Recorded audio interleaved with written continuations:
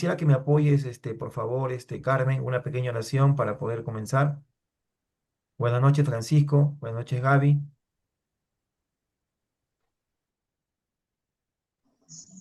Ya, hermano, vamos a una oración para iniciar el curso, ¿no? Padre Celestial, en esta noche, Señor, nos sacamos delante de ti, pidiéndote, Señor, que nos des sabiduría, que nos des entendimiento para entender tu palabra. Te agradecemos por todo, Señor, por todo lo que tú siempre haces en nuestras vidas. Gracias, Señor, por todo. Te pedimos, Señor, que nos cuides y nos cubras con tu manto santo. Y iniciamos esta clase, Señor, dándote toda la gloria, la honra y la alabanza, que todo sea para tu agrado. Amén.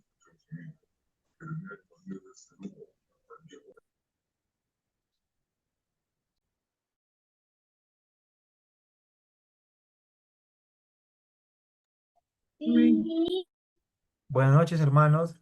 En cuanto a este libro que hemos estado leyendo, vamos a hacer un pequeño repaso acerca del libro. Sé que ustedes han estado revisándolo, han estado viéndolo, hermanos. Primeramente, en cuanto al libro de los Gálatas, hermanos, es una epístola del apóstol Pablo. Amén. Pablo escribe 13 epístolas. Si ustedes se ponen a contar, se les llama dentro de la Biblia las 13 epístolas paulinas. Y casi todas las epístolas contienen doctrina cristiana fundamental. Amén. Pablo, hermanos, escribe 3 epístolas, es autor de esta epístola de los Gálatas. Esta epístola, hermanos, una cosa muy importante que tenemos en cuenta es que no está dirigida a una sola iglesia, está dirigida a varias iglesias. Galacia, hermanos, era una provincia y también era una región. Es como decir Lima, ¿no? Lima, vamos a decir, centro de Lima. Centro de Lima comprende, pasando el Rímac, ciertas zonas del centro de Lima, Bancay, y hay sitios céntricos del Lima. Pero Lima es todos los distritos de Lima. Vamos a decir el Rímac, vamos a decir Villa María del Triunfo, todo eso viene a ser Lima. Amén. Entonces Galacia, hermanos, era una provincia, habían varias iglesias, no solamente era una sola iglesia. Pablo escribe, hermanos, este libro en el 48, 49 después de Cristo, de Antioquía de Siria, al final de su primer viaje misionero. Esta carta está dirigida a un grupo de iglesias en Galacia. Amén. En cuanto al tamaño de la carta, como les dije, hermanos, esta carta tiene 6 capítulos y 149 versículos. ¿Cuál es el propósito de esta carta? El propósito de esta carta es establecer claramente que la justificación es solo por fe. Esto es respecto a la infiltración de judaizantes en las iglesias. Estas personas insistían que para ser salvo, los creyentes necesitaban la circuncisión y la ley de Moisés. Amén. Ellos estaban enfatizando, sobre todo, exigiendo a los griegos que ellos se circunden. Ustedes saben muy bien, hermanos, que el evangelio fue predicado, salió de Jerusalén y comenzó a predicarse en ese primer siglo a las ciudades que estaban ahí alrededor de Jerusalén. El Señor dijo: ustedes me serán testigos cuando reciban el Espíritu, de poder del Espíritu Santo, en Jerusalén, en Judea, en Samaria, ¿no? Y hasta los confines de la tierra. Entonces, los judíos sí eran personas que estaban circundadas, que habían guardado la ley de Moisés, pero los griegos no tenían eso. Entonces, este grupo, hermanos, querían judaizar, querían que se circunden, guardar el día de reposo, y ya eso no está establecido como mandato dentro del pacto de la gracia. Amén. Entonces, Pablo escribe esta carta para poder frenar estas enseñanzas, de querer añadirle al cristianismo, a la doctrina de la gracia, obras de la ley. Amén. Este grupo se llamaba judaizantes y está, hermanos, en Gálatas capítulo 1, versículos 6 y 7. Ahí Pablo se dirige a esas personas que, como los líderes han permitido que ese grupo agarre, como dice, lugar en la iglesia del Señor, ¿no? El contenido del libro, hermanos, capítulo 1 y capítulo 2, vamos a estudiarlo más adelante. Voy a pasar un poquito más al siguiente tema. ¿Quiénes eran los judaizantes? Dice, era un grupo infiltrado en las iglesias de Galacia que manifestaban que para ser salvo no solamente es necesario creer en Cristo, sino también guardar ciertos mandatos de la ley. Amén. Como que cuál, la circuncisión, los días de reposo, ciertas fiestas solemnes, ciertos alimentos, ¿no? Los judaizantes no entendían la relación entre la ley y Cristo, ¿no? La ley, hermanos, tenía un tiempo solamente de duración hasta que venga Cristo. Cuando Cristo viene, hermanos, da terminado a la ley, amén, a la ley de Moisés, amén. Eh, los judaizantes, mayormente de procedencia farisea, del pueblo fariseos, ustedes saben, hermanos, que en el tiempo de Jesús habían judíos que guardaban la ley, que seguían la ley, pero tenían ciertas escuelas, ciertas diferencias. Amén. Ustedes han visto, hermanos, que la teología pentecostal no tiene ciertas variaciones con la teología bautista a pesar de que somos cristianos, ¿no? Nosotros los pentecostales enfatizamos la unción del Espíritu Santo, los dones espirituales, enfatizamos, hermanos, de que todavía se mueven los dones espirituales, y bueno, los bautistas tienen otro punto de vista, ¿no? Que ya esos ciertos dones han claudicado. Entonces los judaizantes, mayormente de procedencia farisea, exigían a los creyentes no judíos circundarse, guardar el día de reposo, celebrar ciertas fiestas judías como parte del cristianismo. Gálatas, y ahí está, etcétera. Amén. Eh, Postulado del Evangelio según el apóstol Pablo, la justificación por fe. Amén. El hombre es declarado justo, salvo por la fe en Jesucristo. Amén. Esta es una doctrina fundamental del Evangelio. Amén. Si ustedes se dan cuenta, hermanos, el ladrón que estuvo al costado de Jesús creyó en Jesucristo y le dijo, Señor, cuando vengas en tu reino, acuérdate de mí. O le dijo, Señor, acuérdate de mí cuando vengas en tu reino. Jesús le dijo, hoy mismo estarás conmigo en el paraíso. Entonces ese hombre no hizo ninguna obra, no hizo ninguna obra, ni siquiera una obra que congregó, que diezmó, que ofrendó, que ganó almas, no, ese hombre solamente creyó en Jesús y fue salvo. Y eso, hermanos, es para todo ser humano. Toda aquella persona que pone su fe en Jesucristo como Salvador y su Señor personal, hermano, es salvo.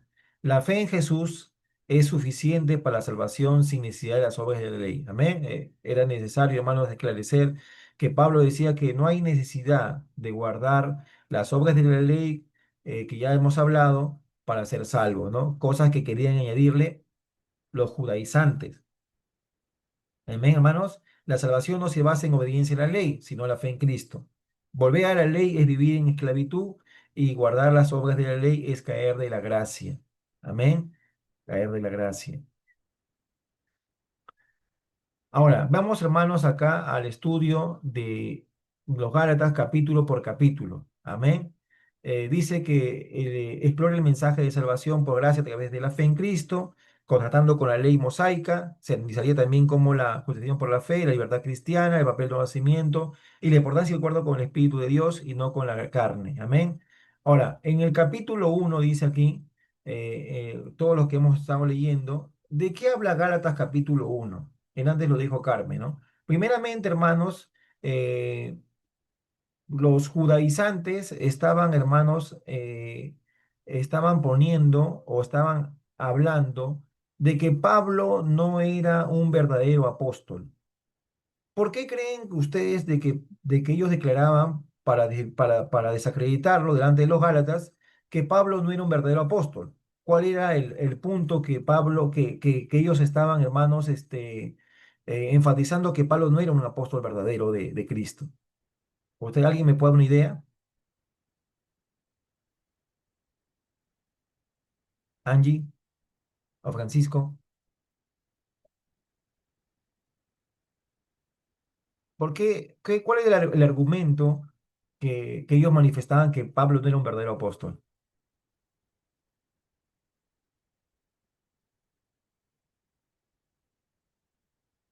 ¿Alguna idea, Carmen o Gaby? ¿Cuál es el argumento por la cual ellos querían desacreditar a Pablo? Decían que Pablo no era un verdadero apóstol. Los gentiles, ¿Perdón? porque paraba con los gentiles y porque decía que no era necesaria la circuncisión.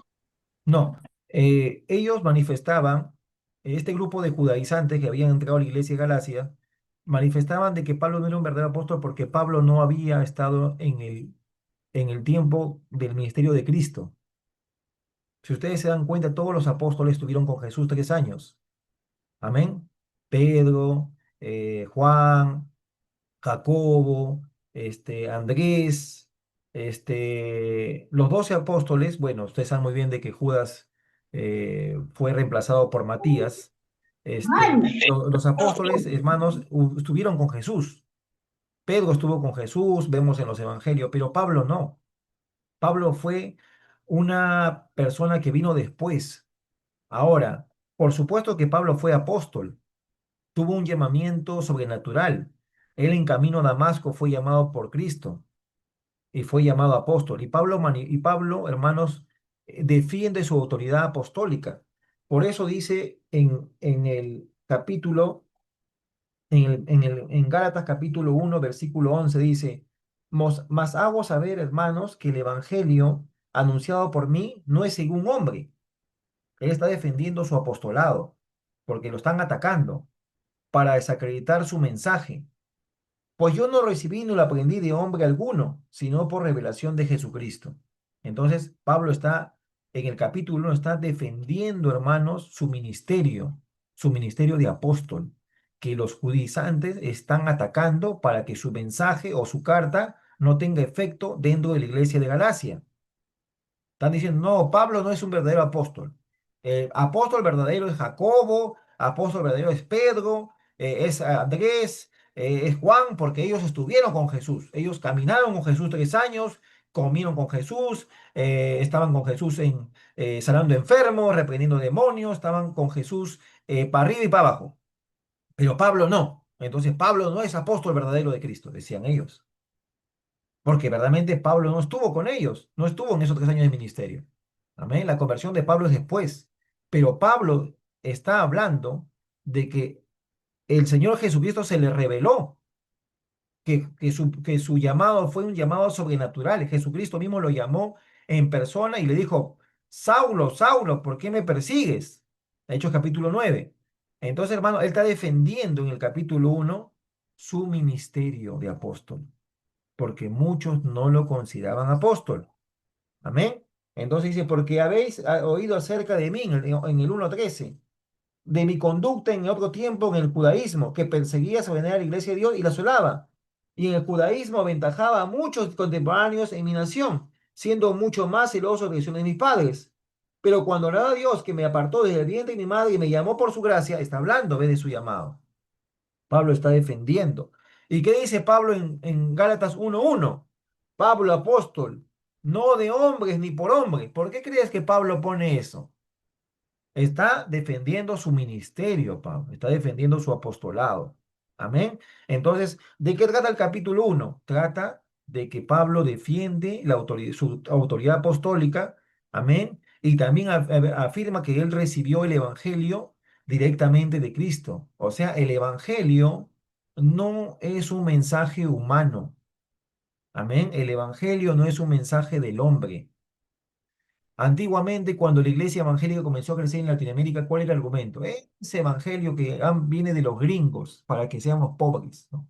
Porque el evangelio llegó a Europa, llegó a Inglaterra, y el evangelio emigró de Europa, de Inglaterra, emigró a los Estados Unidos a través de las 13 colonias norteamericanas. Nosotros hemos recibido el Evangelio por los misioneros norteamericanos mayormente. Las grandes misiones que sucedieron en el siglo XX, que vinieron a Perú, a los países de Centroamérica, a los países de Argentina, vienen de Estados Unidos, ¿no? Entonces, hermanos, este Evangelio ha llegado a través de los hombres, pero no es un Evangelio de hombre. Amén. El Evangelio es un mensaje de parte de Dios. El Evangelio es buenas nuevas de Dios para el hombre. El Evangelio es un mensaje del corazón de Dios para el hombre, de salvación. Entonces, él está defendiendo que el Evangelio que él predica no es un mensaje humano, sino tiene origen divino.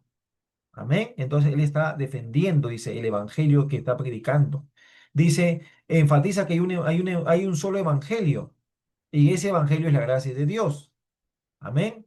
Entonces, hermanos, está él defendiendo en el capítulo 1 el mensaje del Evangelio. Él está diciendo, hermanos, cómo fue llamado, cómo, hermanos, ellos se habían apartado del mensaje del Evangelio, cómo había ingresado. Ustedes han leído el capítulo 1, en el versículo 6 dice, estoy maravillado de que tan pronto os hayáis alejado del que os llamó por la gracia de Cristo para seguir un evangelio diferente.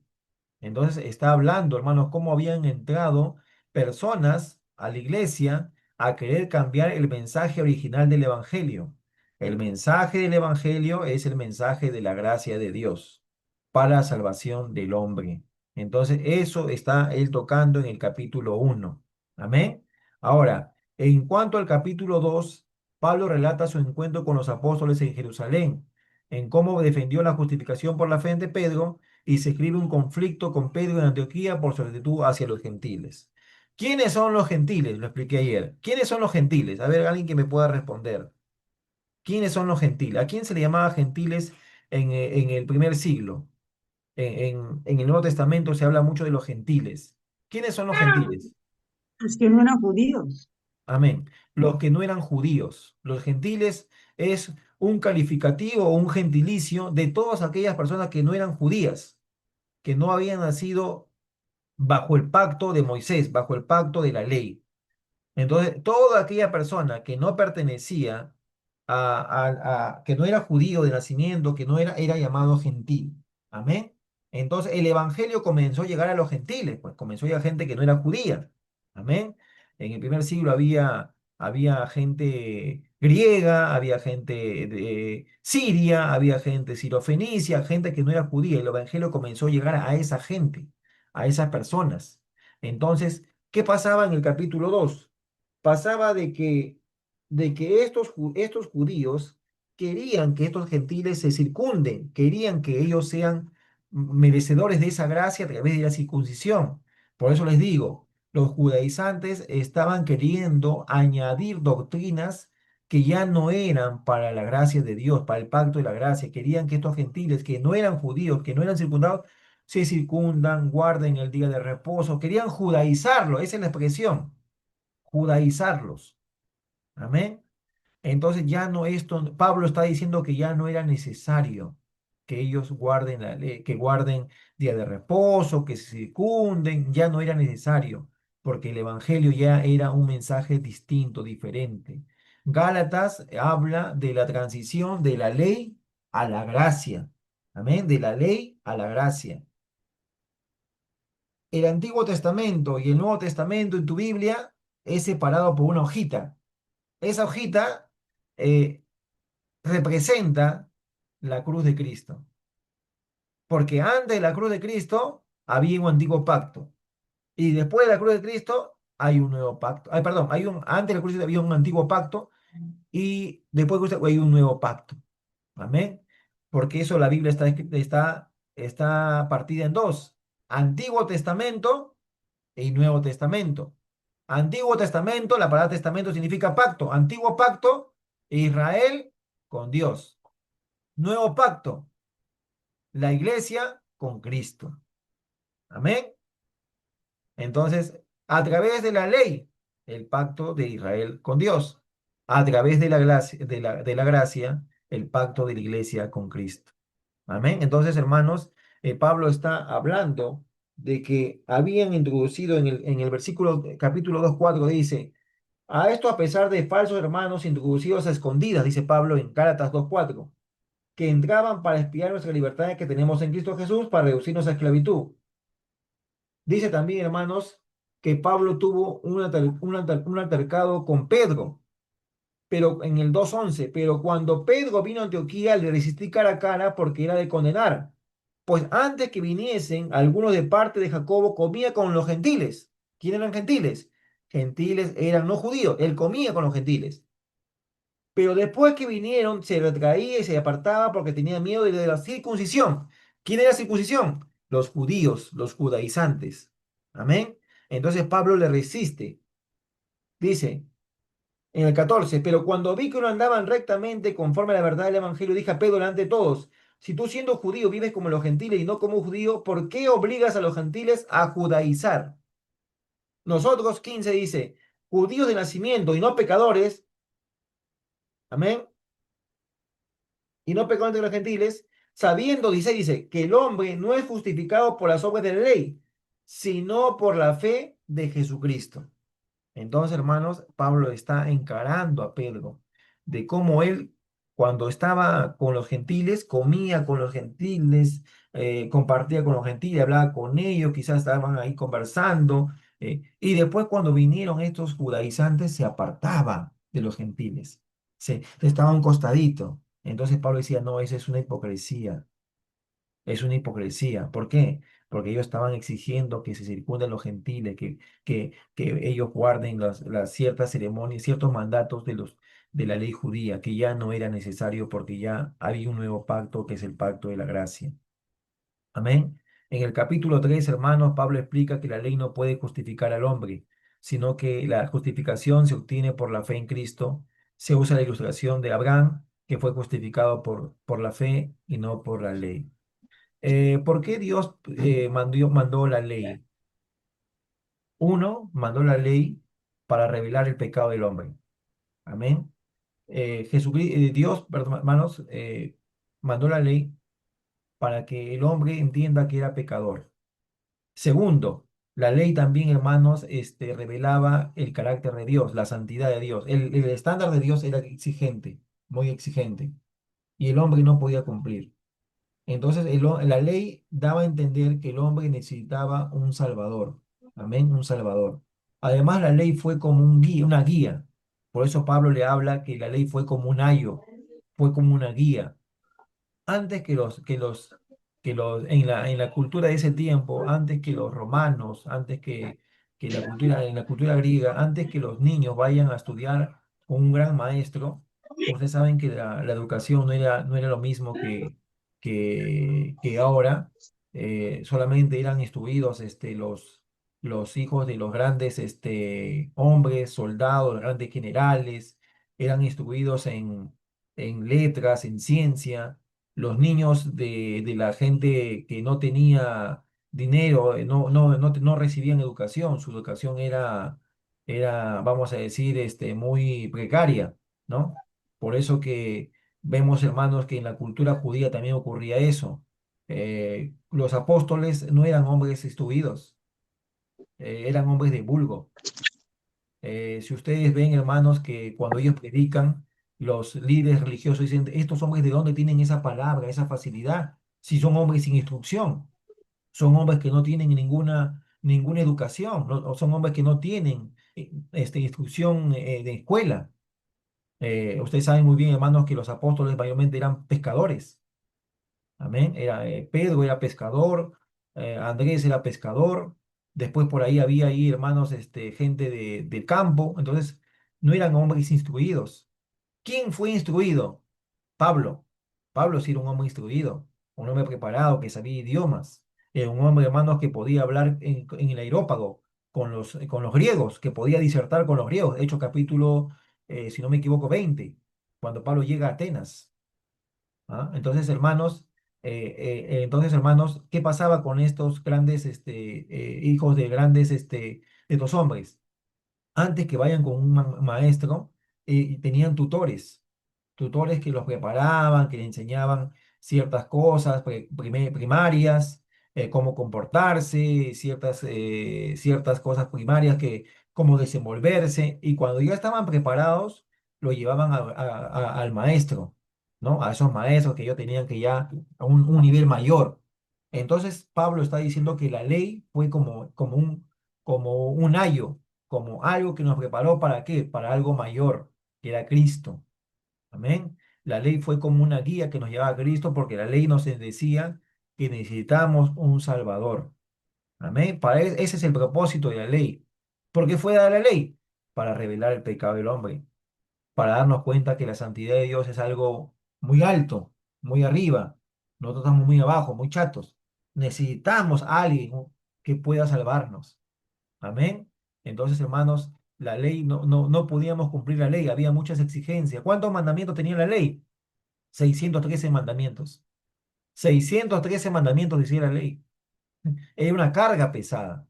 Amén. Era una carga pesada. Entonces, hermanos, Cristo nos liberó de esa carga, de la carga de la ley. Amén. Porque no podíamos cumplirlo. Amén. Entonces, hermanos, Pablo explica que la ley no puede justificar al hombre, solamente la fe en Jesucristo. Amén. Y también, hermanos, da como un ejemplo a Abraham. Amén. Da como un ejemplo a Abraham. Abraham, en el tiempo de Abraham, la ley no fue promulgada. Dice en el 3 versículo 6 dice, así Abraham creyó a Dios y le fue contado por justicia. Ahora, Abraham no vivió la ley, no cumplió la ley, porque en el tiempo de Abraham la ley no fue dada todavía. La ley fue dada todavía en el tiempo de Moisés. Entonces, ¿por cómo fue contado por justicia Abraham? Porque creyó, era un creyente. Y dice en el 3:7, Gálatas 3:7, sabe por tanto que los que son de fe, estos son hijos de Abraham. Entonces está hablando, hermanos, del ejemplo de Abraham, cómo fue salvo. Abraham fue justificado por su fe, no por obras de la ley, dice Pablo. Abraham no guardó la ley, días de reposo, no tenía la ley todavía promulgada. Amén. Entonces está hablando, hermanos, de que el Señor le dijo en Abraham, en tu simiente serán benditas todas las familias de la tierra. Entonces estaba hablando, hermanos, ¿de quién? De todos los que íbamos a venir después. Amén. Judíos y no judíos íbamos a venir después, íbamos a ser bendecidos a través de la simiente de Abraham. Amén, porque de la simiente de Abraham viene, hermanos, el Salvador, viene Cristo. Bien, entonces, hermanos, ese es el ejemplo que está dando Pablo. Amén. Pablo, hermanos, está hablando de eso, dice en Gálatas 3:11. Y por la ley ninguno se justifica para con Dios, porque es evidente, el justo por la fe vivirá. Y la ley no es de fe, sino que dice el que hiciere estas cosas vivirá por ellas. Cristo nos redimió de la maldición de la ley, hecho por nosotros maldición, porque está escrito, maldito todo el que es colgado en un madero. 3:14, para que Cristo Jesús, la bendición de Abraham, alcanzase a los gentiles, a fin de que por la fe recibiésemos la promesa del Espíritu Santo. Entonces, hermanos, está hablando, hermanos, de que el pacto, ahora la salvación es por la gracia, es por la fe. Nosotros accedemos a la gracia de Dios a través de la fe en Cristo. Amén. Por eso que los incrédulos no se van a salvar. Los incrédulos no se van a salvar. El pecado que Dios no perdona es la incredulidad. Hay gente que no cree en Dios, no se va a salvar, a pesar que hagan buenas obras, a pesar que den su plata cada año, cada mes para la gente pobre, para la gente necesitada, para niños huérfanos, a pesar que sea una persona educada, que respeta a su familia, a su esposa, no comete faltas así extramaritales. No importa cuán educada sea esa persona. Si no tiene la fe en Cristo, no se va a salvar. Amén. Porque Dios no perdona la incredulidad. Por eso dice en Apocalipsis, mas los cobardes e incrédulos estarán afuera. Amén. Los cobardes son aquellos cristianos que retrocedieron, aquellos que dejaron el camino a la mitad. Y los incrédulos son aquellos que nunca vinieron al camino de Cristo, fueron incrédulos. Y hay dos tipos de incrédulos, el incrédulo teórico y el incrédulo práctico. El incrédulo teórico es el que dice, no creo en Dios, no creo en Dios, Dios no existe. La religión es el opio de los pueblos, como decía este filósofo alemán.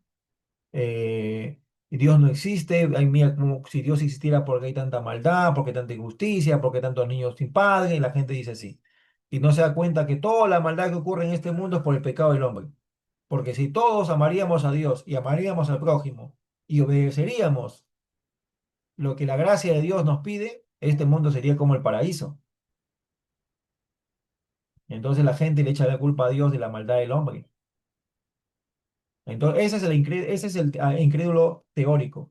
Y el incrédulo práctico es aquella persona que dice, sí, Dios existe, pero no quiere venir al camino del Señor. Sabe que el Evangelio es el mensaje de Dios, pero no quiere. Más adelante, todavía quiero disfrutar esta vida, todavía quiero gozarme en esta vida, todavía quiero participar de las cosas del mundo, dice la gente. Entonces, hermanos, ese es el incrédulo práctico. Amén. Que sí cree mentalmente, pero todavía no se entrega, todavía no se convierte, todavía no viene a Cristo, no vive la vida cristiana, no vive para Dios. Todavía Jesús no es su Señor y Salvador personal. Todavía no ha recibido el Espíritu Santo porque no ha recibido a Cristo. Y todavía no nació de nuevo. El requisito para nacer de nuevo es la fe en Cristo. Entonces, Pablo está dando el ejemplo de Abraham, que Abraham fue justificado por la fe y no por las obras de la ley. Y eso es lo que Pablo está diciendo, que lo que ocurre con todas aquellas personas que creen en Cristo. Somos justificados por la fe. Amén. Por la fe en Jesucristo. En el capítulo 4 de Gálatas, amén, se compara la situación del creyente bajo la ley con la de un niño bajo tutela. Eso es lo que le dije Hilario, ¿no? Contrastando con la libertad y adopción que se tiene en Cristo y se enfatiza la ley y la gracia. Amén. Es lo que le dije. La ley fue dada como una guía para llevarnos a Cristo. Amén. La ley fue dada como una guía para llevarnos a Cristo. Nos preparó para entender el carácter de Dios. La ley, hermanos, exigía mandamientos, hermanos, fuertes para el hombre, ¿no? Para que el hombre entienda la justicia de Dios, ¿no? A través del Antiguo Testamento nosotros conocemos el carácter de Dios, que hay un Dios que es amor, que hay un Dios que es justicia, que hay un Dios que exige justicia, que exige santidad. Dios es un Dios demandante, hermanos. Dios es un Dios demandante. Por eso muchos no vienen a Cristo, porque Dios demanda cosas. Dios demanda que dejes el pecado, Dios demanda que dejes el camino, perdón, el mal camino, el camino malo. Dios demanda que te alejes de la inmoralidad, que te alejes de la injusticia, que te alejes de las cosas del mundo, que vivas en santidad, que guardes su palabra, que te consagres al Cristo de la gloria. O sea, Dios demanda, pues, Dios demanda. Es demandante. Es un Dios que exige que vayamos por el buen camino. Entonces hay mucha gente que no quiere, pues, no quiere obedecer y por eso no viene a Cristo. Por eso cree, sí, Dios me bendice, Dios me ayuda, pero no se quieren entregar, porque quieren vivir ellos mismos su vida, quieren vivir todavía su vida, ¿no? Entonces Dios no quiere eso. Dios quiere obediencia. Amén. Dios desea compromiso con el hombre. Dios desea caminar con el hombre. Dios desea que el hombre muera a sí mismo y viva para Dios, ¿no? Ese es el gran mensaje del Evangelio. Entonces, hermanos, esto era, la ley era como una guía, amén, como una guía. Dice en el 4:1, entre tanto que le debes niño, de nada difiere el esclavo, aunque es señor de todo, sino que está bajo tutores y criadores hasta el tiempo señalado por el Padre. Amén. Entonces, hermanos, está hablando, hermanos, está exhortando. Y Dios está hablando en Gálatas como la ley fue como algo que nos estaba, hermanos, preparando para la venida de Cristo. Dicen en Gálatas 4:4, pero cuando vino el cumplimiento del tiempo, Dios envió a su Hijo, nacido de mujer y nacido bajo la ley, para que redimiese a los que estaban bajo la ley, a fin de que recibiésemos la adopción de hijos. Amén. Por cuanto sois hijos, Dios envió a vosotros personas el Espíritu de su Hijo, el cual clama Abba Padre. Así que ya no eres esclavo, sino hijo. Y si hijo también heredero de Dios por medio de Cristo. Entonces Dios ya ha mandado su Espíritu Santo a todos los que son de Cristo, para que tengamos ese espíritu de adopción, la cual clamamos Abba Padre. Amén. Porque nosotros, hermanos, no éramos hijos de Dios. ¿Cuándo somos hijos de Dios? Cuando venimos a Cristo. La gente bajo esta creencia del catolicismo, del secularismo, del ecumenismo, dice, todos somos hijos de Dios. Falso, falso. No todos somos hijos de Dios, usted lo sabe muy bien. La Biblia dice en Mateo, y predicad a toda criatura. Está hablando de toda creación. Eso quiere decir que no todos somos hijos de Dios. Las personas que son hijos de Dios es aquellos que han nacido de nuevo y han recibido a Jesucristo y a través de Cristo han recibido al Padre. Porque dice en 1 Juan, dice, aquel que tiene al Hijo, tiene al Padre. Amén. Entonces están ahí ellos equivocados diciendo que son hijos de Dios y, y no son hijos de Dios, hermano. No son ni entrenados porque no han nacido de nuevo. Amén. Hasta ahí, hermanos, hemos revisado el capítulo 4. ¿Alguna, algún aporte ¿Alguna pregunta? Amén, hermanos. ¿Alguna queja?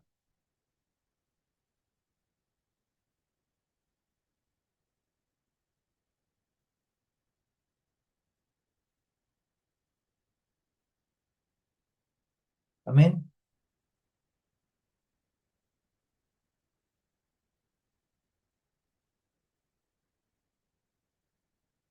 ¿Todo bien, hermana Angie?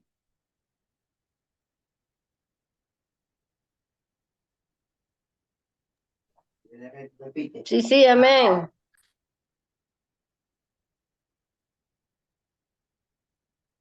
Amén. ¿Algo que aportar, hermana Carmen? Le quería preguntar, Lucías, Sí, le quería preguntar algo. sí. Pero un poquito más de volumen porque no escucho. Quiero preguntar algo, digo, del capítulo 2. Sí, sí. Ahí dice que Pablo le llama la atención a Pedro, pero bueno, el apóstol Pedro, yo tengo entendido que él, pues, un hombre de Dios, ¿no? ¿No? Porque hacía milagros, todo. Entonces, un poquito que me sorprendió que le haya reprendido, dice, ¿no? A Pedro por su actitud, dice. Específicamente, ¿qué cosa hizo Pedro para que él le llame la atención así? Porque dice solamente que lo llama la atención porque hace acepción de los sentidos. No entendí. Claro. Lo que pasa de que Pablo le llama la atención porque Pedro era un apóstol que estaba predicando a los de la circuncisión, a los judíos. Él tenía ese ministerio.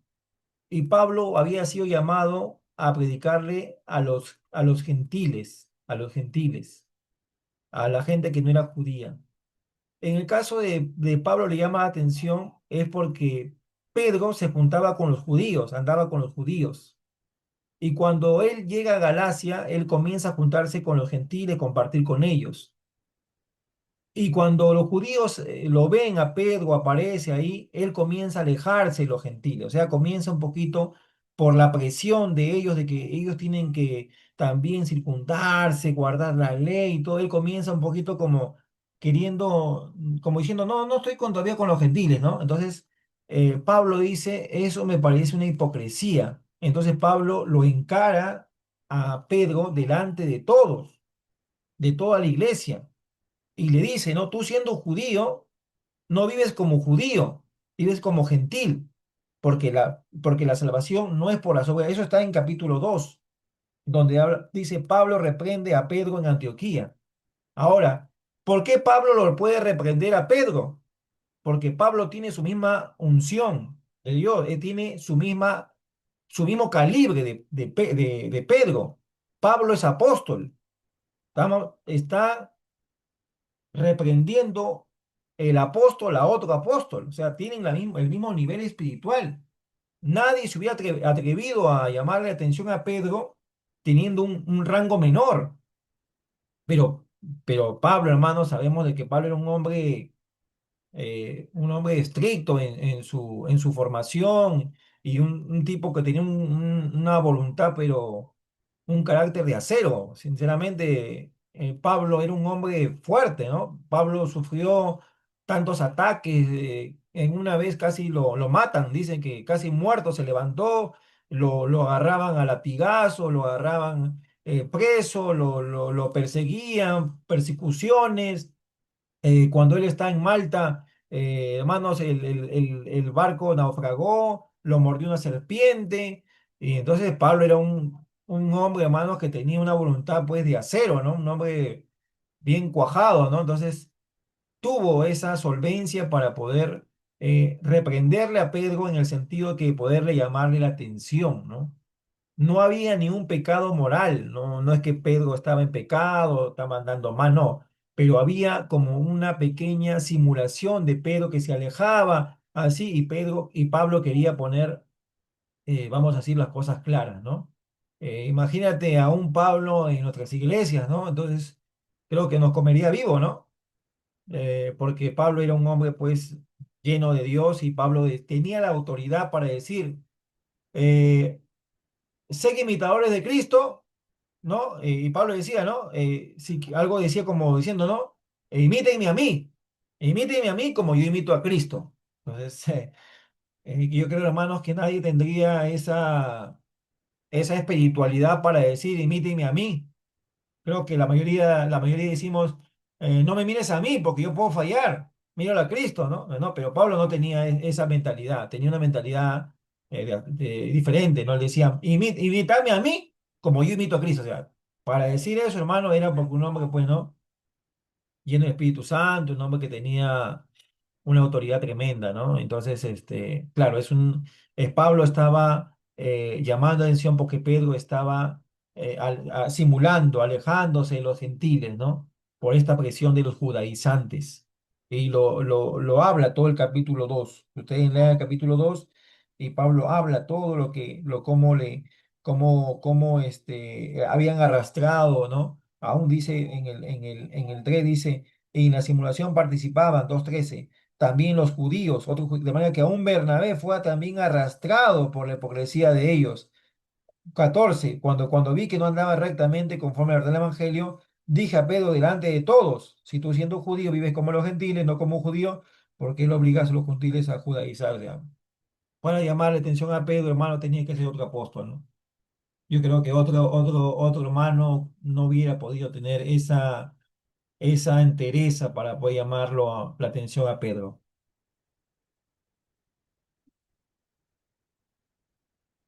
Amén. No sé si hay alguna pregunta, hermano Irene, algún aporte. Yo creo que está bien, porque eso es lo que quería preguntar también el del 2, ¿no? Cuando Pedro, ¿no? Pedro, pues, se quería, está naciendo judío, que se quería, cuando estaba, ¿cómo se llama? En la iglesia de, ¿cómo se llama eso? De la iglesia que, Gracias. no, no, no, Antioquía. gentiles, ¿no? Ellos estaban anunciando la palabra a los gentiles. Entonces el Pedro, pues ahí un poco que falló, pero ya pues no, acá Pablo le hace recordar, ¿no? Yo quería preguntar, pero después de todo está bien, hasta el 4, ¿no? Faltarían el Amén. 5 y el 6. Amén. Amén, hermano. Hermanos, en el capítulo 5 dice, se aborda el tema de la libertad cristiana, advirtiendo que no debe ser usada como pretexto para la carne, sino que debe manifestarse en el amor del fruto del Espíritu Santo, ¿no? Está hablando, ¿no? Dice en el 5:1, está pues firmes en la libertad con que Cristo nos hizo libres y no estéis bajo otra vez sujetos al yugo de esclavitud. Amén. Aquí yo, Pablo, os digo que si os circundáis, de nada aprovechará Cristo. Y otra vez testifico a todo hombre que se circunda, que está obligado a guardar toda la ley. De Cristo os desligasteis, los que por la ley os justificáis, por la gracia de la gracia, perdón, habéis caído. ¿Cuál era el peligro si la iglesia de Galacia comenzaba, hermanos, a practicar, eh, guardar la ley? ¿Cuál era el peligro? ¿Qué se ponía qué se ponía, hermanos, en peligro ahí? ¿Qué se ponía, hermanos, en peligro si la iglesia comenzaba a judaizarse? Ya no hubiera sido el evangelio puro, hermanos. Ya no hubiera sido el evangelio puro. Ya hubiera sido un evangelio, hermanos, pervertido. Ya había sido un evangelio adulterado. Ya no sería un evangelio, hermanos, con esa pureza que Cristo predicó. Hubiera, hermanos, cambiado muchas cosas si la iglesia de Galacia, hermanos, esto hubiera seguido creciendo, ya no hubiera sido el evangelio, hubiera sido una religión de las obras. Porque los judíos que estaban queriendo hacer, estaban diciendo, el sacrificio de Cristo no es suficiente, yo tengo que hacer mis obras. Yo tengo que circundarme, yo tengo que guardar día de reposo, tengo que guardar ciertas fiestas porque yo tengo que añadirle a la obra de Cristo algo más. Y a la obra de Cristo no se le puede añadir algo más, la obra de Cristo es perfecta.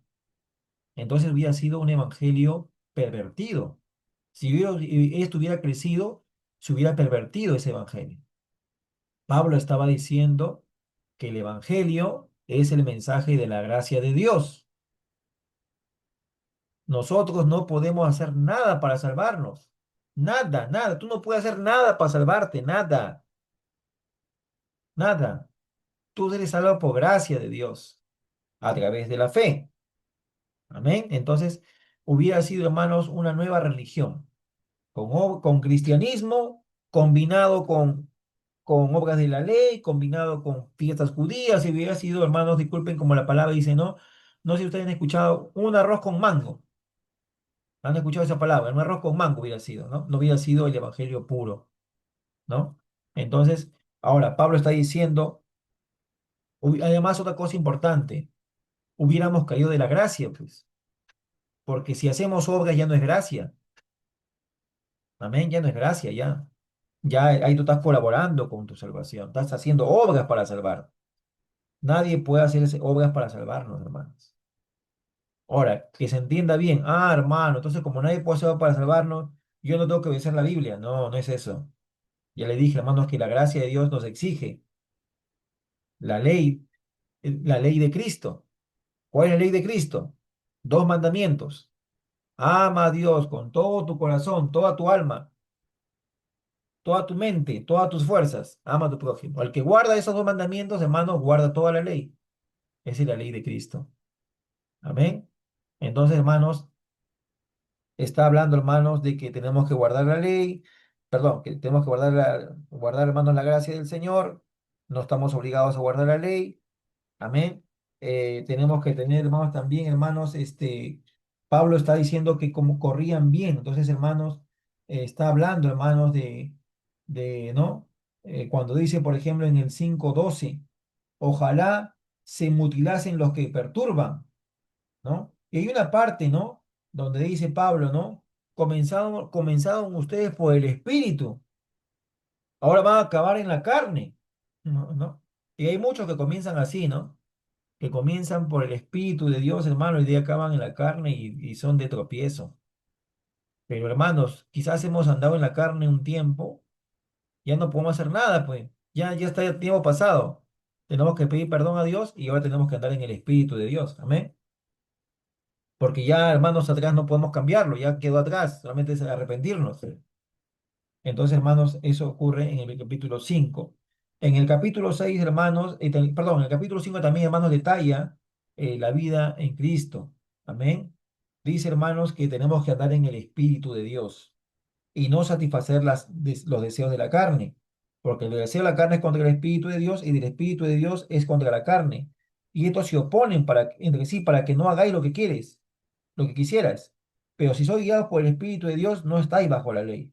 Y manifiestas son las obras de la carne, que son adulterio, fornicación, inmundicia, lascivia, idolatría, hechicería, enemistad, pleito, celo, ira, contienda. Pablo está dando una lista, hermanos, de las obras de la carne, ¿no? De las obras, hermanos, de la carne, de esa vida en el pecado, ¿no? Y está hablando también del fruto del Espíritu Santo, que es amor, que es gozo, que es paz, ¿no? Y nos está llamando a crucificar, ¿no? A crucificar, hermanos, esa vida en el pecado, con sus pasiones, con sus deseos, ¿no? Entonces, hermanos, ese es el capítulo 5.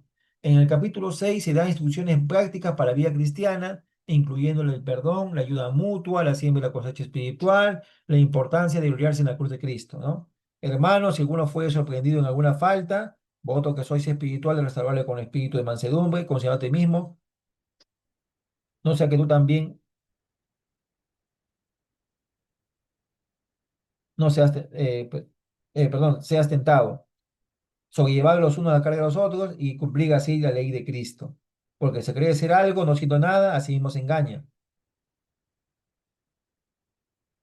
Así cada uno somete a prueba su propia obra. Entonces, hermano, está dando, hermano, consejos que tenemos, hermanos, que restaurar, hermanos, al caído, que tenemos que practicar la ayuda mutua, el perdón, tenemos que practicar la restauración. El atributo del espiritual, hermanos, más fuerte que puede tener el cristiano, no es, hermanos, el ser estricto, el ser muy, hermanos, que el atributo, lo que quiero decir, hermanos, que el atributo del espiritual, hermanos, es el amor.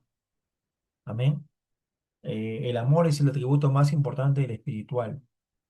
El que verdaderamente es espiritual, hermanos, espiritual, o sea, a veces decimos, uy, hermano, qué espirituales, ¿no? Y porque es serio, porque quizás care cachaco, ¿no? Y llama la atención de todo, reprende a todos los hermanos y está muchas veces hasta ya se levanta un espíritu de juicio, no, ya, ya no tiene quizás misericordia. Entonces, el fruto del espiritual, hermanos, es el amor. Amén. Es el fruto más importante que puede tener el creyente. Porque dice, vosotros que sois espirituales, dice, restauradle con espíritu de mansedumbre. Está hablando, hermanos, de una de frutos espirituales del amor, de la mansedumbre, de la justicia, ¿no? Entonces, ese es el espiritual. El que anda en amor, anda en el espíritu de Dios, hermano, porque Dios es amor. Amén. Así que tú tienes amor a Dios y amor al prójimo, amor a otro hermano, tú eres espiritual. Amén. Amén, hermanos. En el 6 se da, hermanos, instrucciones acerca de la vida espiritual, de la cosecha espiritual. Si nosotros alimentamos la carne, hermanos, nuestra vida espiritual va a estar baja. Tenemos que alimentar el Espíritu de Dios en nuestra vida. Tenemos que buscar a Dios, tenemos que ayunar, tenemos que orar, tenemos que congregar, tenemos que leer la Biblia, tenemos que practicar los mandatos del Señor, tenemos que servir a Dios, tenemos que involucrarnos en la iglesia, en el ministerio. Está hablando, hermanos, de esa vida espiritual. Eso es la vida cristiana, hermano. La vida cristiana consiste en cada día asemejarnos a Cristo, en caminar con Dios, tener comunión con el Señor, hermanos, en congregar, en buscar a Dios, servirle al Señor, llenarnos de la vida del Dios Espíritu Santo en nuestras vidas. Eh, Eso es la vida cristiana, hermano. Alejarnos del mundo, dejar el pecado, dejar el mal camino. Eso consiste, hermano, en la vida cristiana. Buscar al Señor, consagrarnos. Yo no sé, hermano, cuánto nosotros queremos consagrarnos a Dios. No tengamos el deseo de vivir una vida cristiana apagada. Una vida cristiana así, light nomás, así nomás. No, hermanos, tiene que haber un deseo de consagrarnos, un deseo de acercarnos cada día más a Dios, de corregir, hermano, nuestro carácter, nuestro temperamento, nuestra vida. Nuestra vida tiene que ir, vivir una santificación. Eso es verdaderamente un cristiano que está viviendo en el Espíritu de Dios. El que está diciendo que está mundanizándose, eh, hermano cristiano que está siendo cada vez más mundano, andando chocamente, andando mal, no se consagra, no busca a Dios, no ora, no va a la iglesia, no sirve al Señor. Eso, hermano, sinceramente va a acabar mal, ¿no? Entonces, hermanos, entendemos que la vida cristiana es algo que Dios nos está dando la oportunidad, ¿no? Entonces, la importancia de gloriarnos en la cruz de Cristo, ¿no? Entonces, eso, hermanos, es en cierta parte, hermanos, el mensaje, hermanos, de lo que es, hermanos, el capítulo, los 6 capítulos de Gálatas. Ciertas enseñanzas importantes, hermanos, es la justificación por la fe. Gálatas habla de la justificación por la fe, la salvación se recibe por la fe en Cristo y no por las obras de la ley, eso hemos visto ya claramente. La libertad en Cristo, los creyentes son libres de la esclavitud de la ley y pueden ser libres en el Espíritu de Dios. Amén. La ley no es mala. La ley no era mala, hermanos. La ley no era mala. La ley era buena. Pero la ley también, hermanos, mostraba al hombre su pecado. Amén. La ley mostraba al hombre su pecado. Y la ley, hermanos, no podía convertirlo al hombre. Amén. La ley no podía convertirlo. La ley era como una guía. Te señalaba el camino, pero no te convertía, hermanos. Entonces, a través de Cristo, el Señor ha dicho que ha puesto sus leyes en nuestros corazones, en nuestras mentes, ¿no? Entonces, de eso dice el Señor en Ezequiel, ¿no? En los posteriores tiempos, yo haré un pacto con la casa de Israel, dice, ¿no? Y pondré mis leyes en el profeta. Entonces, no sé si es en Ezequiel, pero dice, pondré sus leyes en su mente, ¿no? En sus corazones. Y eso, hermano, hace, hermano, cuando venimos a Cristo. El Espíritu de Dios mora en nuestro corazón y nos guía. Amén. Entonces, hermano, también los frutos espirituales, como amor, como gozo, como paz, la responsabilidad del creyente. Somos libres de la ley, pero no, hermano, estamos en la gracia para pecar. La gracia no es una licencia para el pecado. Los creyentes tenemos la responsabilidad de vivir una vida santa y amar a los demás. Advertencia contra el legalismo, Pablo advierte contra el peligro de volver a la ley y abandonar la gracia de Dios. Amén. Pablo está advirtiendo que no podemos volver a a los rudimentos del mundo, ¿no? ¿No? No podemos volver a la ley porque caeríamos en la gracia del Señor, ¿no? Ya con la gracia de Dios ya no sería, pues, gracia de Dios, sería guardar los mandamientos de la ley que nos exige que ya está abolido, ¿no? Ya estamos en el nuevo pacto. Bueno, hermanos, esta es una síntesis de todo lo que podemos ver. Ustedes saben muy bien de que en un tiempo de una hora no podemos estudiar todo un libro, pero sí le animo, hermanos, a que usted siga leyendo. Amén. A que usted siga investigando el Gálatas, usted siga, hermanos, un poquito más repasando, y para que cuando usted, hermanos, entienda, hermanos, que ahora estamos en la gracia de Dios. Amén. Y también cuando usted se encuentre con hermanos que todavía no conocen ese tema, usted le pueda predicar y le pueda también enseñar. Amén, hermano, eso es todo que tengo que hablarles. Y bueno, me voy a, hermano, despedir de cada uno de ustedes. Estaremos teniendo el día de mañana oración a las 8 de la noche y el día domingo tenemos la Santa Cena. Amén, hermanos, que Dios me lo bendiga a cada uno de ustedes y muy buenas noches Amén. a cada uno. Amén, bendiciones, hermanos. Buenas noches con todos. Bendiciones, buenas Buenas noches. noches. Chao. Noches, Dios Noches. los bendiga. bendiciones Dios para les todos. bendiga. Chao. Chao, Angie. Chao, hasta mañana. Chao, mamá. Chao, Francisco. Chao. Chao, Tati y Francisco, Carmen. Israel. Hola, Irene. Irene.